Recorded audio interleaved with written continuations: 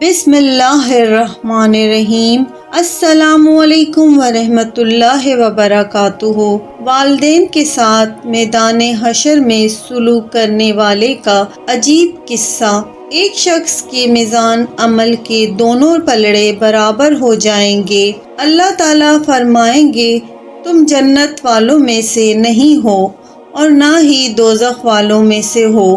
تو اس وقت ایک فرشتہ ایک کاغذ لے کر آئے گا اور اس کو ترازو کے ایک پلڑے میں رکھے گا۔ اس کاغذ میں اف لکھی ہوگی تو یہ ٹکڑا نیکیوں پر بھاری ہو جائے گا، کیونکہ یہ والدین کی نافرمانی کا ایسا کلمہ ہے جو دنیا کے پہاڑوں سے بھی بھاری ہو جائے گا۔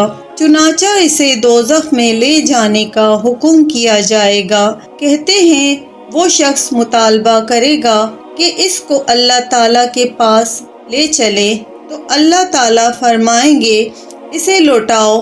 پھر اللہ تعالیٰ اس سے پوچھیں گے اے نافرمان بندے، کس وجہ سے تم میرے پاس واپس آنے کا مطالبہ کر؟ وہ کہے گا الہی آپ نے دیکھ لیا میں دوزخ کی طرف جا رہا ہوں اور مجھے کوئی جائے فرار نہیں۔ میں اپنے والدین کا نافرمان تھا، حالانکہ وہ بھی میری طرح دوزخ میں جا رہے ہیں۔